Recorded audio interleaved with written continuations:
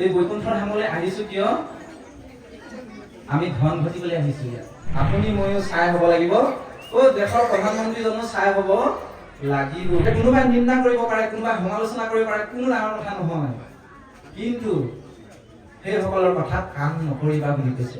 ওলামে শতকোটি জনান্তৰে ভুৱে মহাভাগ নৰ হৰিৰ জীৱে তেৱে পাৱে লাগ। এই সংসাৰলৈ জীৱ আহি আছে, গৈ আছে, জন্ম হৈয়ে আছে, মৰিয়ে আছে, কিন্তু জীয়াই থকা জীৱকেইটাই কেতিয়াও মৰিম বুলি নাভাবে। কেৱল খাই বৈ জীয়াই থকাটো মানুহৰ কাম নহয়। খাই বৈতো পশু পক্ষীও জীয়াই আছে, সিহঁতেও বংশ বৃদ্ধি কৰিছে। যিহেতু আমি কি কৰিলো ভকতি নকৰি, অন্তকাল পাইলে ক প্ৰভু ৰক্ষা কৰা হৰি। আপোনাৰ মোৰ লগত কি যাব? ভকতে বনাই দিয়া এই সীতাখন যাব লগত দেই। হৰি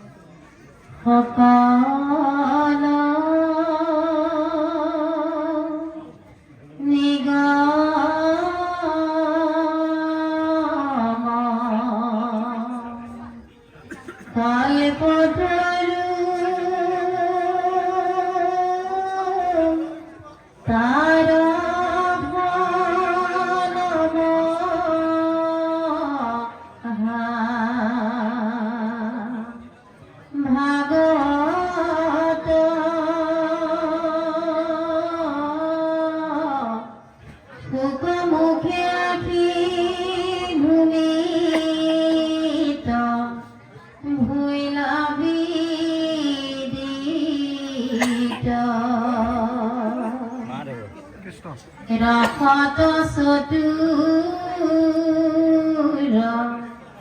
যিটো জনা কৃষ্ণৰ চৰণে দিয়া মন পৰম সন্তোষে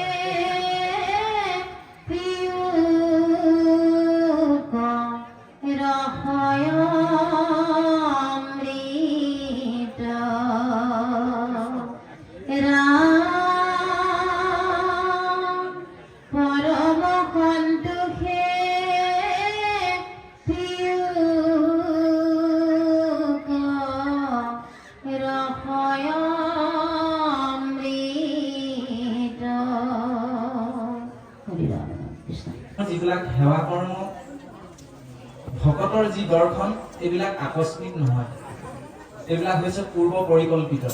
ভগৱন্তই আদিতেই নিৰ্ধাৰিত কৰি ৰাখিছিল যে এই বৈকুণ্ঠ ধামত এই ভকতসকল লগ হ'ব আৰু মোৰ গুণানুকীৰ্তন শ্ৰৱণ কীৰ্তন কৰিব। তেওঁ আদি সত্য যুগতে নিৰ্ধাৰণ কৰি থোৱাৰ কাৰণেহে আজি আপোনালোকৰ দৰ্শন পাইছোঁ। এনেই এলা পেচাকে দৰ্শন পোৱা নাই। সেইকাৰণে গুৰুজনাই কীৰ্তনত লিখিছে যে যাৰ থাকে পুণ্য সংখ্যাত ভিক্ষীজনে পাতে কাণ কৃষ্ণ কথা। আপোনাৰ মহামহন্তৰ বহু যুগ যুগৰ যে কিমান পুণ্য জমা হৈ আছিল এনেকুৱা, সেই পুণ্য থকাৰ কাৰণে এনেধৰণে একেলগতে ভকতৰ সংগ পাইছে। ঈশ্বৰৰ নাম শুনিবলৈ আপোনালোকৰ সৌভাগ্য হৈছে, আমাৰো সৌভাগ্য হৈছে। সেইকাৰণে আমি আজি ইয়ালৈ কিয় আহিছো? আজি বিষয়টো ওলাইছে ভাগৱতৰ তাৎপৰ্য। প্ৰথমৰ পৰা দ্বাদশ পৰ্যন্ত যিকেইটা কথা আমাক বুজালে ক'লে, এই কথাকেইটাই সংক্ষেপে এই তাৎপৰ্যটো সোমাই আছে। এই তাৎপৰ্যৰ কথাকেইটাও যদি আপুনি মই ধৰিব পাৰোঁ তেনেহ'লে পৰম কৃপা লাভ কৰিব পাৰিম। তেতিয়া আমি এই বৈকুণ্ঠ ধামলৈ কিয় আহিছোঁ বাৰু? হয়নে বাৰু? এই বৈকুণ্ঠ ধামলৈ আহিছোঁ কিয়? আমি ধন ঘটিবলৈ আহিছোঁ ইয়াত। আৰু ধন কি? ইহকাল আৰু পৰকাল দুয়োটা সম্পদৰে ধন ঘটিবৰ কাৰণে আমি আহিছোঁ আজি। আপুনি মই এই পৃথিৱীৰ পৰা গুচি গ'লে লগত একো নিব নোৱাৰে। আমাৰ ভকতসকল যে ইয়ালৈ আহিছে সেই পৰকালৰ ধন লগত লৈ যাব পৰা ধন গোটাবৰ কাৰণে ইয়ালৈ আহিছে আজি, হয়নে? আপোনাৰ ভাৱে চাওকচোন, আজি গোটেই বিশ্বত কিমান ডাঙৰ ডাঙৰ বীৰবিলাক জন্ম হ'ল।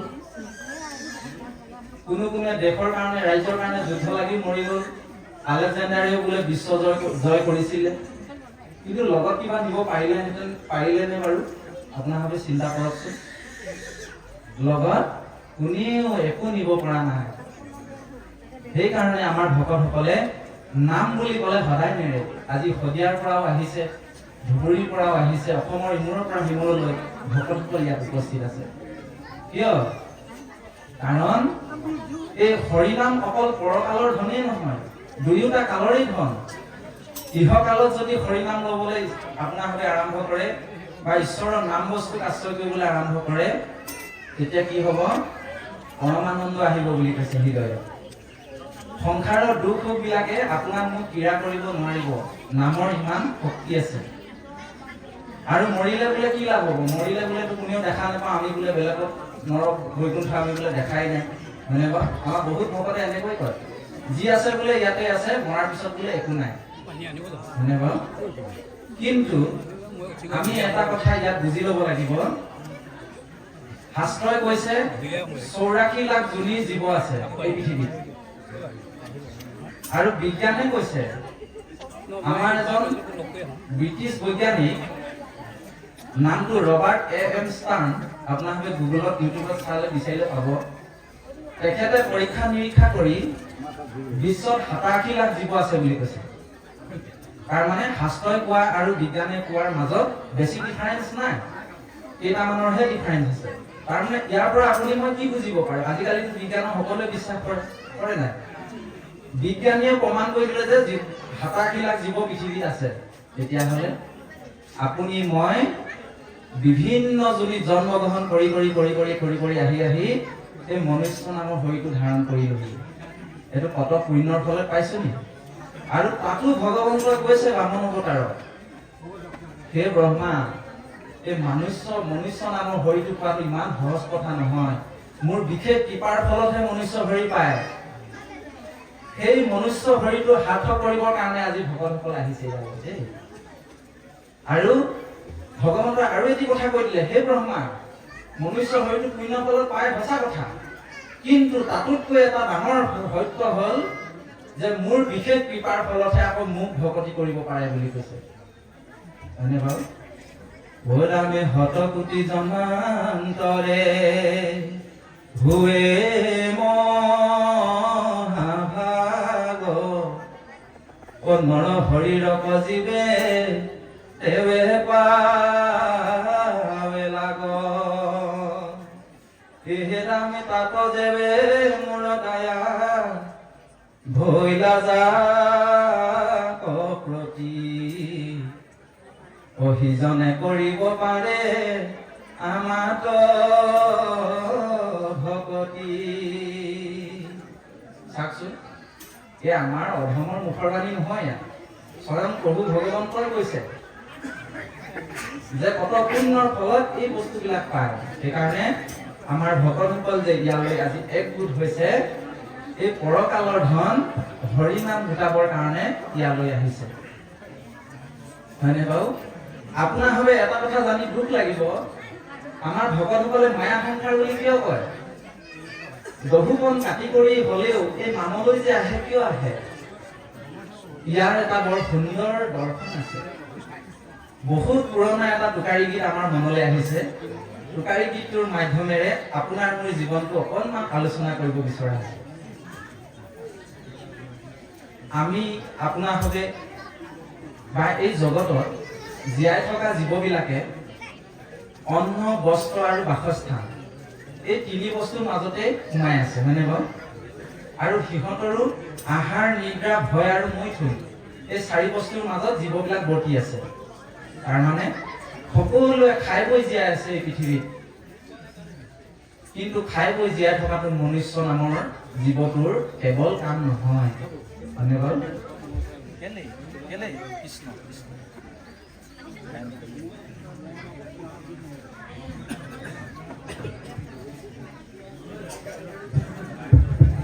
কৃষ্ণ কৃষ্ণ কেৱল খাই বৈ জীয়াই থকাটো মানুহৰ কাম নহয় খাই বৈতো পশু পক্ষীও জীয়াই আছে সিহঁতেও বংশ বৃদ্ধি কৰিছে হয়নে সিহঁতৰো দুখ আছে আপুনি ময়ো খাই বৈ জীয়াই আছো আপোনাৰ মোৰ বংশ পৰিয়াল আছে তেতিয়াহ'লে সিহঁত আৰু আমাৰ মাজত কি পাৰ্থক্য আছে শাস্ত্ৰই কৈছে একো পাৰ্থক্য নাই সিহঁতৰ লগত আমাৰ কিন্তু এটা বস্তুৱে বোলে পাৰ্থক্য আছে সেইটো হৈছে মানুহ হৈছে পূৰ্ণ ব্ৰহ্ম এটা শৰীৰ যিটো শৰীৰে নেকি পূৰ্ণ ব্ৰহ্মক লগ পাব পৰা এটা ব্যৱস্থা দি পঠিয়াইছে ভগৱন্তই হয়নে সেইকাৰণে বেলেগ প্ৰাণীবিলাকে হৰি ভকতি কৰিব নোৱাৰে কিন্তু মানুহে পাৰে এইটো আটাইতকৈ ডাঙৰ পাৰ্থক্য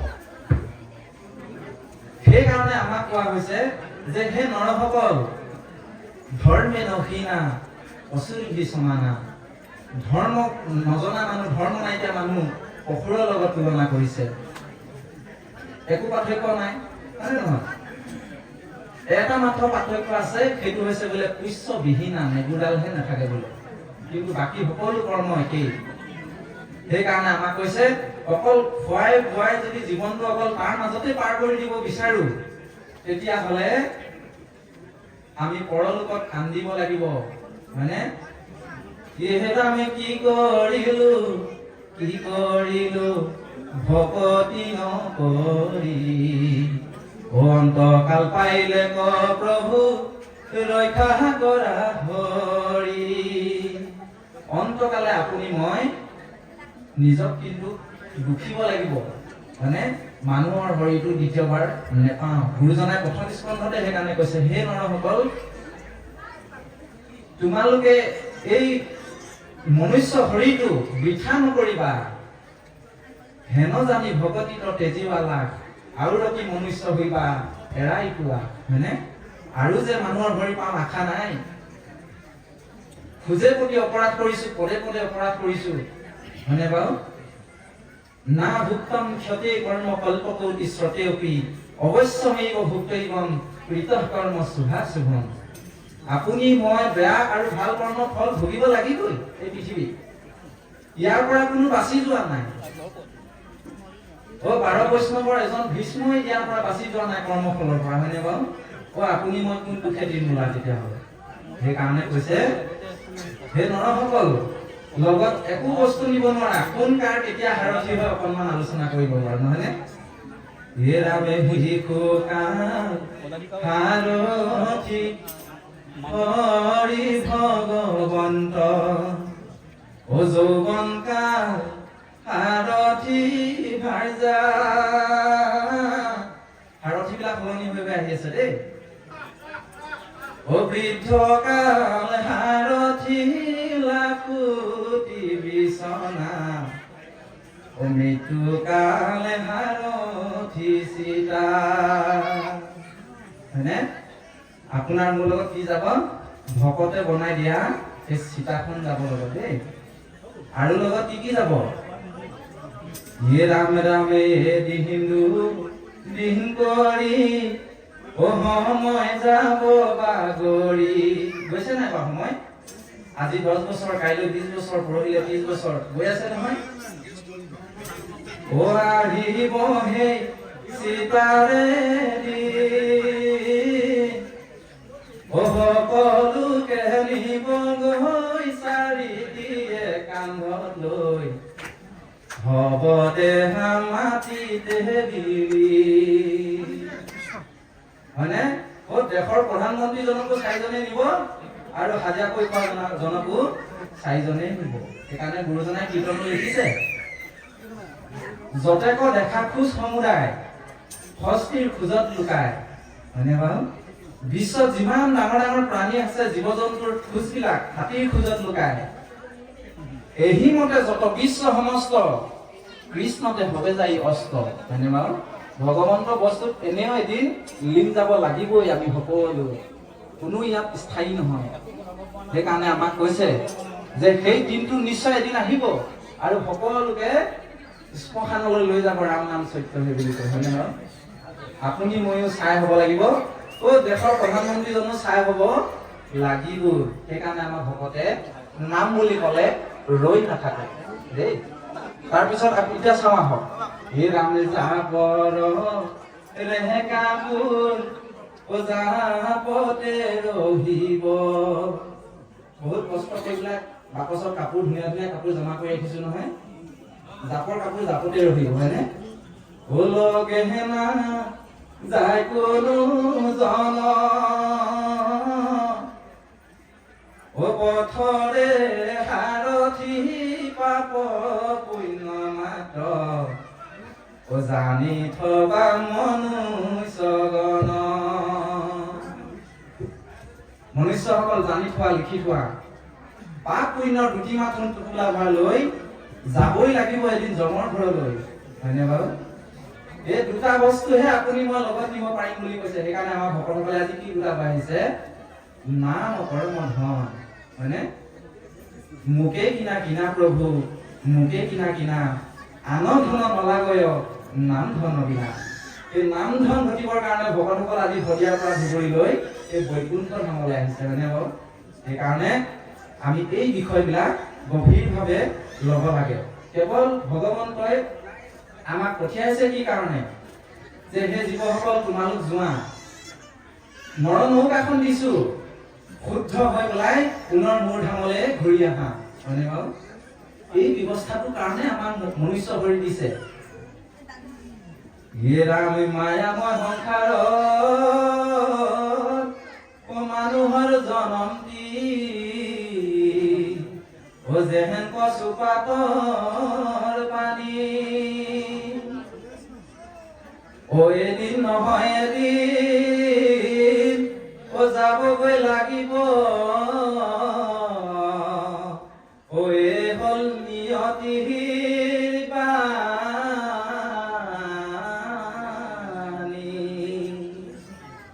কোনোবাই নাযাওঁ বুলি ক'লেও মানে বাৰু জমে আহি টানি লৈ যাব হয়নে বাৰু মৰিবলৈ আমাৰ মন আছে জানো কাৰোবাৰ মৰিবলৈ মন আছেনে বাৰু নাই সেইকাৰণে যুধিষ্ঠিৰক সুধিছিলে এইটো কথা বোলে যুধিষ্ঠিৰ পৃথিৱীৰ আটাইতকৈ আচৰিত কথাটো কি বোলে এই সংসাৰলৈ জীৱ আহি আছে গৈ আছে জন্ম হৈয়ে আছে মৰিয়ে আছে কিন্তু জীয়াই থকা জীৱকেইটাই কেতিয়াও মৰিম বুলি নাভাবে আপুনি মই ভাবিছোনে বাৰু মৰিম বুলি আমি কিন্তু ভবা নাই এয়া হৈছে মায়া ভগৱন্তৰ মায়া সেইকাৰণে কৈছে যে চৰণেহে জানে মৰণৰ ঠাই যেতিয়া আপোনাৰ মোৰ সময় আহিব নহয় কোনেও ধৰি ৰাখিব নোৱাৰে পাৰিবনি কোনোবাই ধৰি ৰাখিব আপোনাৰ মোৰ শৰীৰত থকা এটা ইন্দ্ৰিয় চৰণ দুখানি এই চৰণ দুখানি সেই জেগালৈ লৈ যাবই আৰু কোনো পধ্যে হয়নে বাৰু আপুনি মই চিন্তা কৰাৰ প্ৰয়োজনেই নাই যেতিয়া সময় আহিব এই ভৰিকেইটা যেনে চুচৰি পাগল লৈ যাবই দেখাই আমাৰ শৰীৰতে ভক্তি লাগি আছে হয়নে বাৰু তেতিয়াহ'লে সেইকাৰণে আমাক কৈছে এইবিলাক কথা যেতিয়া সময় আহিব আপোনাক মোক কোনেও ধৰি ৰাখিব নোৱাৰে হুনৰ ভজা ৰূপৰ পক্ষী এইটো হুনৰ ভজা বুলি কৈছে দেই এলা পেচা ভৰি নহয় এইটো হুনৰ ভজা মনা ৰাখি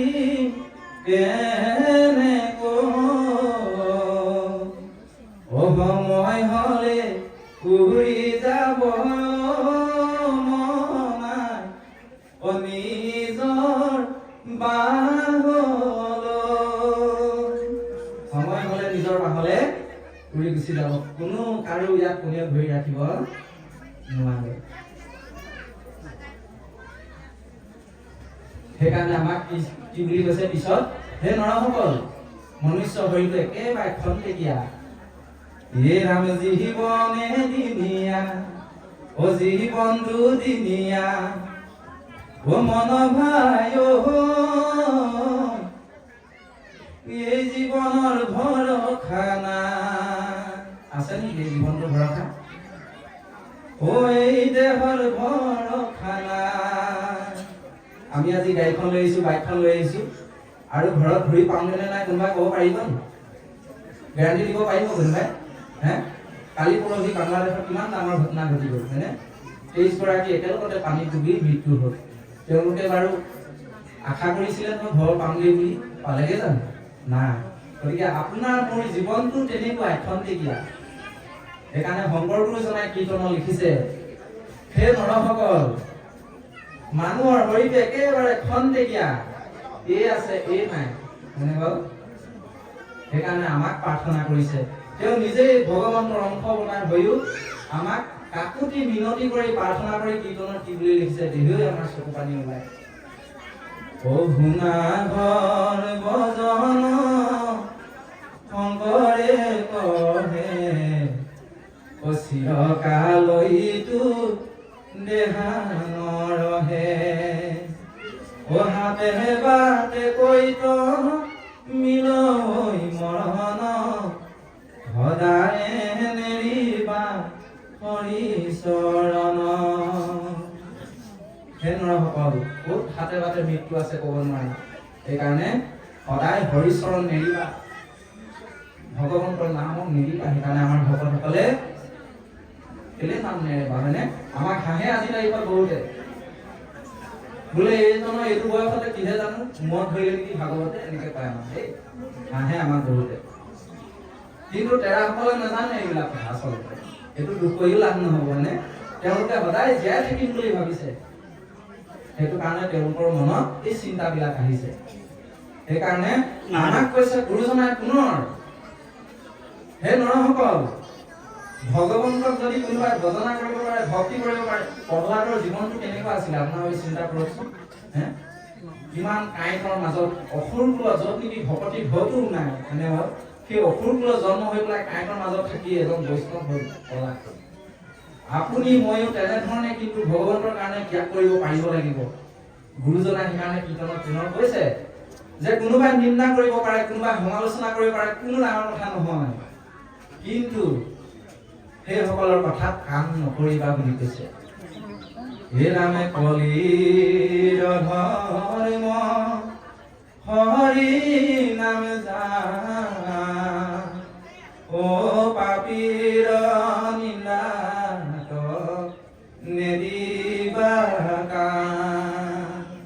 সেইসকলৰ নিন্দাত আপোনাক মোক কাম কৰিবলৈ মানা কৰিছে সেই ঠাইতে কামখন বন্ধ কৰি গুচি আহিবলৈ আমাক কৈছে দেই হয়নে বাৰু এটা আচৰিত কথা আপোনালোকৰ আগত আজি আমি প্ৰকাশ কৰিব বিচৰা হৈছে আমাৰ যুৱ বন্ধুসকল যেতিয়া এই ভকতি লাইনত ওলাই আহে তেওঁলোকক হাঁহে খিটিংদালি কয় তেতিয়া তেওঁলোকে আমাক কয় বোলে নকবা আমাক এনেকে কৈছে নহয় তেতিয়া তেৰাসকলক আমি কওঁ যে শুনা ভকতিও নিজৰ নিজৰ জীৱনটো তোমাৰ নিজৰ হয়নে ও যিকেইজনে তোমাক বাধা দিছে যিকেইজনে তোমাক সমালোচনা কৰিছে তুমি যদি ইহ সংসাৰৰ পৰা গুচি যোৱা সেইকেইজনে কি কৰিব জানা তোমাৰ শ্মশানত গৈ পেলাই তোমাক খৰি দিবলৈ গৈ আহি বাটতে মদ খাই আহিব সেইকেইজনে হয়নে বাৰু খাব নাই বাৰু আজি তাৰিখত এইটো ঘটনা বহুত জেগাত আমি দেখা পাইছো সেইকাৰণে কথাটো কোৱা হৈছে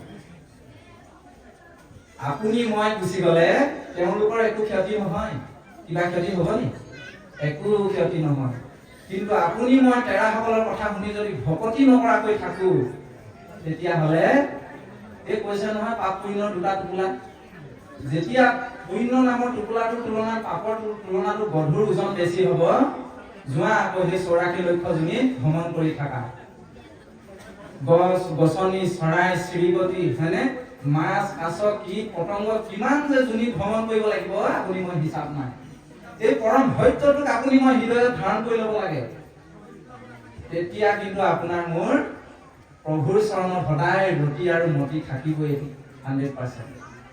সেইকাৰণে আমাক কৈছে যে হে জীৱসকল একো কোনো কাৰো লগত নাযায় কোনেও নিবও নোৱাৰে এই দুটা বস্তুৰ বাদে পৰম সত্যটোক চিনি লোৱা সেইকাৰণে মনুষ্য শৰীৰ পাওঁতে ও জীয়াই থাকোতে ভাই সকলো কৰিলো মান মানৱ জীৱন নাপাবা দুনা জীয়াই থাকোতে হৰি ভকতি কৰি লোৱা নহলে মানুহৰ জীৱন দ্বিতীয়বাৰ নাপাবা বুলি কৈছে হে ৰাম যাহাবৈ যে লাগিব ওচৰক নহৰকলৈ যাবতো লাগিবই মন ভাই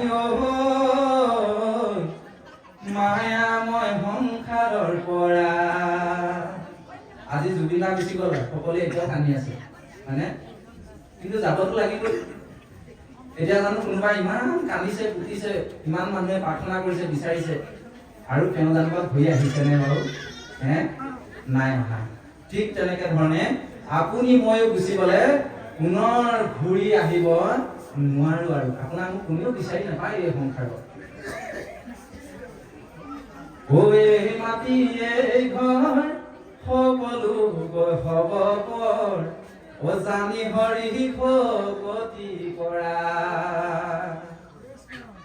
আপুনি মই ইমান কষ্ট কৰি যে ধন ধান ঘটিছো 4-5 মহলীয়া বিল্ডিং বনাইছো হয়নে বাৰু ইয়াত কি বুলি কৈছে এই মাটি এই ঘৰ সকলোবোৰ হব পৰ জানি হৰি ভকতি কৰা মানে দুখ কৰি ধন ধান আৰ্জা যত মানে কৃষ্ণে এৰিলাক খাই দেখো আনে এই শৰীৰটোৰ পৰা ভগৱন্ত যেতিয়া ওলাই যাব আপুনি কষ্ট কৰি ঘটা ধন আপুনি মই খাবলে নেপাওঁ হয়নে বাৰু কোনে খাব বোলে বেংকত 1 কোটি টকা জমা আছে বেংকৰ পাছবুকখন খুলিবলৈ যাওঁ দেই লগে লগে বোলে নমিনী নামৰ ব্যৱস্থা এটা আছে হয়নে বাৰু তাত আছে নাই নমিনী ব্যৱস্থা বোলে নমিনী ডকুমেণ্ট কেইটা লাগিব তাৰমানে আপুনি মই গুচি গ'লে আপোনাৰ মোৰ নমিনীয়ে পইচা উলিয়াই খাই থাকিব হয়নে বাৰু সেইকাৰণে কৈছে ভকতি দিবলৈ ভগৱন্তক বস্তু এই পৰম সত্যটোক মানি আপোনাক মোক অকণমান নিজৰ কাৰণে লগত লৈ যাব পৰা ধন ঘটিবলৈ উপদেশ কৰিছে গীতা ভাগৱতে দেই বাৰু এইকাৰণে আপোনাৰ ভাৱৰ চৰণত আমি প্ৰাৰ্থনা জনাইছো আপোনাৰ ভাৱে এনেধৰণৰ বৈকুণ্ঠ ধাম পালে সৎসংগ ভকতৰ দৰ্শন পালে কেতিয়াও নহাকৈ নাথাকিব হয়নে বাৰু কেতিয়াও নহাকৈ নাথাকিব কোনে কিমান দিন কান্দিব আপোনাৰ ভাৱে জানিলে দুখ লাগিব কলিকাল আহি আছে এতিয়া হয়নে মাক দেউতাকৰ বাদে আপোনাৰ মোৰ কাৰণে কান্দোতা এই পৃথিৱীত আৰু কোনো নাই বুলিছে জীৱতী যাব হজাতে পুত্ৰ ভাই যায় কাহান দিব ছমাহ পুত্ৰ ভাই যায় দুখ কৰি মাত্ৰ ছমাহে কান্দিব ৰামে দুদিনলৈ কান্দিব ককাই আৰু ভাই কাৰণ মাটি বাৰী কথা আছে দেই হয়নে কলিযুগত বোলে ককাই ভাই মৰিলে ভালহে পাব বোলে কেলে মাটি অকমান ভালকে পাব হয়নে এই ঘটনাটো বৰ্তমান আমি স্বচক্ষে দেখি আছো দেই বাপু আপোনাৰ ভাৱে লক্ষ্য কৰিছে নাই আমি নাজানো হয়নে বাৰু ককাই ভাই ভালহে পাব আপুনি মই মৰিলে মাটি যদি আছে বান্ধৈ কান্দিব কান্দিব মাতৃ যদি জীয়াই আছে দেউতা যদি জীয়াই আছে 100 সন্তানৰ এজনেই যদি ঢুকাই যাও জীয়াই থকা অৱস্থাত যদি সন্তান ঢুকায় তেতিয়াহ'লে সেই দুখটোৰ সমান ডাঙৰ দুখ বোলে পৃথিৱীত নাই হয়নে বাৰু কিমান গধুৰ এটা বুজা কিমান গধুৰ দুখ সেইটো সেইকাৰণে কৈছে আই সমান হ'ব কোন নৈ সমান হ'ব কোন আই আৰু দেউতাৰ সমান কোনো এই পৃথিৱীত আপোনাৰ মোৰ আপোন নাই সেইকাৰণে আমাক কোৱা হৈছে যে হে নৰসকল গৃহ সংসাৰলৈ আহি অকণমান পৰকালৰ ধন সাঁচি লোৱা গতিকে আপোনাৰ ভাৱৰ চৰণত আমি পুনৰবাৰ প্ৰাৰ্থনা জনাই অকণমান পদৰ বিষয়বস্তুলৈ অকণমান যাব বিচৰা হৈছে ইয়াতে ভাগৱত তাৎপৰ্য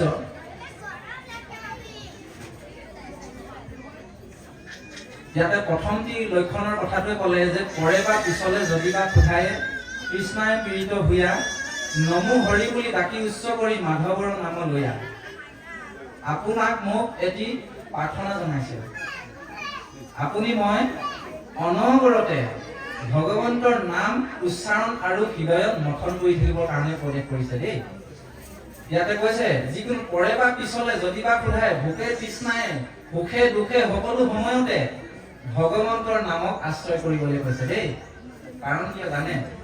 গীতাত অৰ্জুনক কৈছে ভগৱন্তই যে হে অৰ্জুন, মানুহৰ শৰীৰটোৰ যিবিলাক দুখ ভোক ক্ষুধা তৃষ্ণা এইবিলাক কেৱল মাত্ৰ শৰীৰৰহে বিষয়। এইবিলাক মানে এইবিলাক কেৱল শৰীৰৰ ধৰ্ম, আত্মাৰ ধৰ্ম নহয়। সেই আত্মাটোৰ কেতিয়াও ভোকো নালাগে, কেতিয়াও সি সুখ দুখৰ সমভাগীও নহয়। আৰু এই আত্মাটো অজন নিত্য শাশ্বত সত্য বস্তু। এই সত্য বস্তুক জাগতিক বস্তুবিলাকে মানে ইয়াক প্ৰভাৱ পেলাব নোৱাৰে। নৈনাম চিন্তান্তি শস্ত্ৰাণি নৈনাম দহতি পাৱক নচৈবনম ক্লেদয়ম তাপু ন শিশয়তি মায়ুত। হয়নে? কোনো ধৰণৰ জুয়েও পুৰিব নোৱাৰে, পানীও তিয়াব নোৱাৰে, বায়ুও শুকাব নোৱাৰে, এনেধৰণৰ আপোনাৰ মোৰ আত্মা। সেইকাৰণে কোৱা হৈছে আমাক এই শৰীৰৰ ধৰ্মটো ত্যাগ কৰি আত্মাৰ ধৰ্মটো লোৱা। আপোনাৰ মোক আজি এই আত্মাৰ খাদ্য খুৱাবৰ কাৰণে আপোনাৰ হৈ আহিছে। এয়া আজি আত্মাৰ খাদ্য, হয়নে?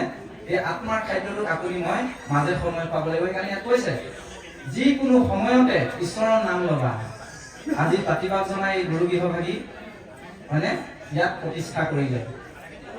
এই গুৰু গৃহভাগ এইকাৰণে আমাৰ প্ৰয়োজন আছে যে আমি বিষয়ী মানুহ, আমাৰ সময় নাই ঈশ্বৰৰ মনত পেলাবৰ কাৰণে। আমাকতো কৈছে অবিৰতভাৱে নাম লোৱা, কিন্তু আমাৰ সেইকণো সময় নাই। সেইকাৰণে শংকৰ গুৰুজনাক কৃপা কৰি আপোনাক মোক এই গুৰু গৃহভাগ দি থৈ গ'ল, হয়নে বাৰু?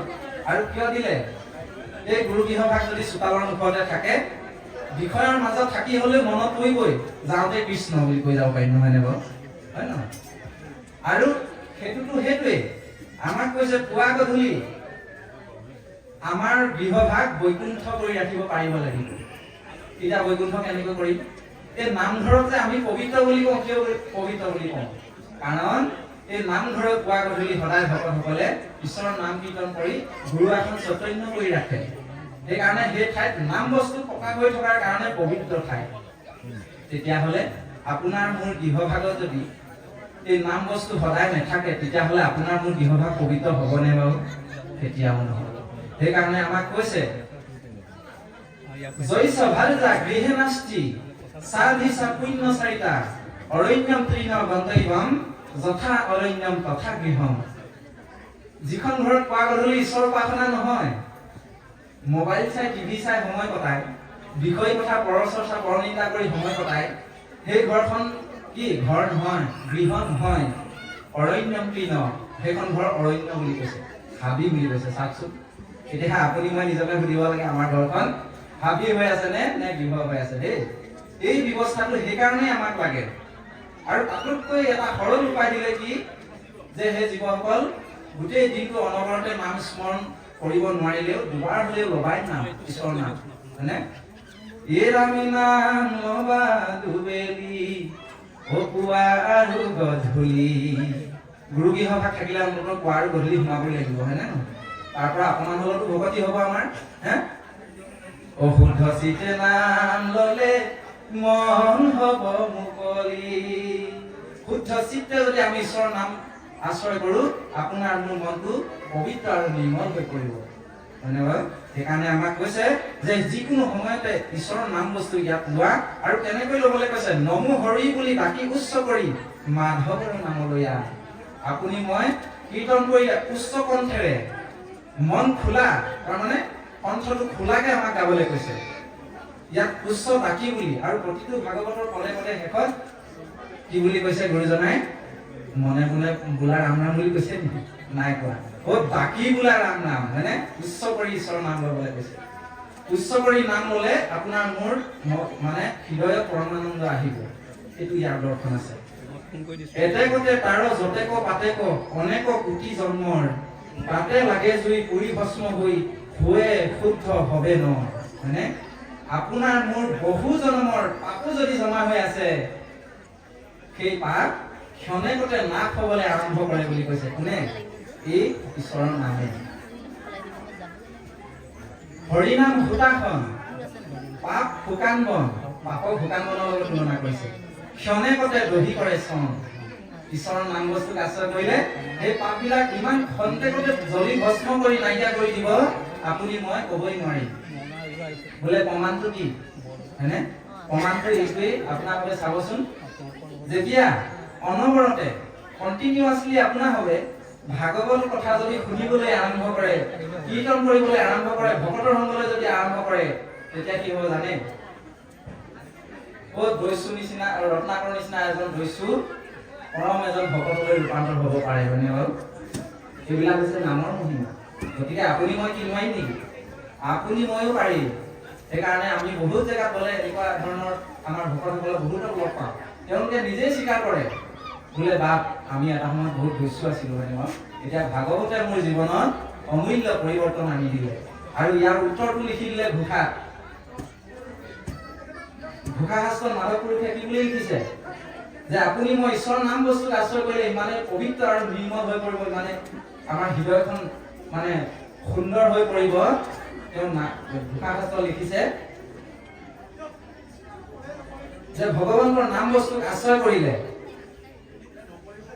কৰ্ণপথে ভকতৰ অহিয়াত প্ৰৱেশী হৰি ও দুৰ্বাসনা হৰে সমস্তৰ মানে এই দুৰ্বাসনা কি কি পুৰুষৰ কপ ব্ৰহ্ম দৃশ্য অহংকাৰ পৰচৰ্চা পৰনিন্দা পৰহিংসা এই বেয়া বস্তুবিলাক লাহে লাহে নাইকিয়া হ'বলৈ আৰম্ভ কৰিব বুলি কৈছে হয়নে উদাহৰণটো দিলে যেহেন হৰত পালে জলৰ যতে কমল স্বভাৱতে নিৰ্মল কৰ ও বাৰিষাৰ ঘোলা পানী টুপি বোলে ফিল্টাৰ নকৰাকে হৰত কালত চাফ চিকুণ হয় ঠিক তেনেকে ধৰণে নাম বস্তু যেতিয়া কাণত সোমাব আপোনাৰ মোৰ হৃদয়ৰ মথন হ'ব ইয়াত মথন হোৱাৰ লগে লগে এই বেয়া বস্তুবিলাক লাহে লাহে এটি দুটিকৈ ওলাবলৈ আৰম্ভ কৰিব হয়নে বাৰু অমৃত মথন যে কৰিছিলে প্ৰথমতে কি ওলাইছিলে হয়নে অমৃত মথন মানে আপোনাৰ মোৰ মন মথনৰ কথা কৈছে মন মথন কৰিলে প্ৰথমতে বেয়া চিন্তাবিলাক দূৰ হ'বলৈ আৰম্ভ কৰিব হয়নে যিটো ওলাইছিলে নহয় ঠিক তেনেকে ধৰণে আপোনাৰ মোৰো বেয়া বস্তুবিলাক ওলাবলৈ আৰম্ভ কৰিব আৰু আপোনাৰ মোৰ হৃদয় ইমান পবিত্ৰ আৰু নিৰ্মল হৈ পৰিব যে বাৰিক মানে শৰৎ কালৰ সেই চাফা পানী টুপিৰ লগত তুলনা কৰিছে চাওকচোন হয়নে গতিকে হেনে এজন ভকত যলৈকে যায় য'তে থাকে নিসিংহ প্ৰভুৱে কৈছে কীট পতংগবোৰ কৰে তেখনে পবিত্ৰ বুলি এজন সেই নিৰ্মল ভাৱনা এজন ভকতে মানুহটো দৰে কথা কীট পতংগবোৰ পবিত্ৰ আৰু নিৰ্মল কৰিব পাৰে বুলি কৈছে ইয়াতকৈ আৰু ডাঙৰ মহিমা আছে নেকি নামৰ হয়নে আজি আপোনালোকৰ হৃদয়ত নামে ক্ৰিয়া কৰিছে নাই বাৰু আপোনালোকে ইমান সময় ধৈৰ্য ধৰি ইয়াত শ্ৰৱণ কৰি আছে কিয় কাৰণ নামে ক্ৰিয়া কৰিছে আমি যিখিনি কথা আগবঢ়োৱা হ'ল তাত ঈশ্বৰৰ নাম জড়িত হৈ আছে সেইকাৰণে কথাখিনি শুনিবলৈও ভাল লগা হৈছে হয়নে বাৰু নহ'লে আমাৰ নিচিনা মানুহৰ কথা বাৰু কোনোবা শুনিব জানো উত্তৰ দিব জানো কেতিয়াও নিদিয়ে ইয়াত নাম বস্তু থকাৰ কাৰণে আমাৰ এই কথাকেইটাৰ প্ৰাধান্যটো বাঢ়িছে বৃদ্ধি হৈছে এই বিষয়বস্তুটো আমি সুন্দৰকৈ বুজি ল'ব লাগিব যিটো জনে কৰে কৃষ্ণৰ শ্ৰৱণ কৃষ্ণ কৰি কীৰ্তন কৃষ্ণ আমি সেইকাৰণে এই বৈকুণ্ঠ ধামলৈ আনিলে এই বেয়া বস্তুবিলাক খেদিবৰ কাৰণে না মানে নাশ কৰা ম মানে মমত্ব বা অহংকাৰ এই দুটা শব্দ লাগি নাম হৈছে হয়নে বাৰু এই নাম শব্দটো আপুনি মই যদি হৃদয়ত লৈ ল'ব পাৰো তেতিয়াহ'লে এই বেয়া বস্তুবিলাক নিজে নিজে নাইকিয়া হ'ব আৰু এই পবিত্ৰ অনুষ্ঠানলৈ আমি বিশেষকৈ যুৱ বন্ধুসকলক বেছিকৈ আনিব লাগে ইয়াত যুৱ বন্ধুসকল ভালেমান উপস্থিত আছে আমি তেৰাসৱৰ চৰণত প্ৰাৰ্থনা জনাইছো ভৱিষ্যতলৈও যাতে আহে ভকতৰ সংগ লয় যিটো জনে কৰে কৃষ্ণৰ শ্ৰৱণ কৃষ্ণৰ কৰি কীৰ্তন তাহাৰ চিত্তত ভুৱন্ত প্ৰৱেশ ভগৱন্ত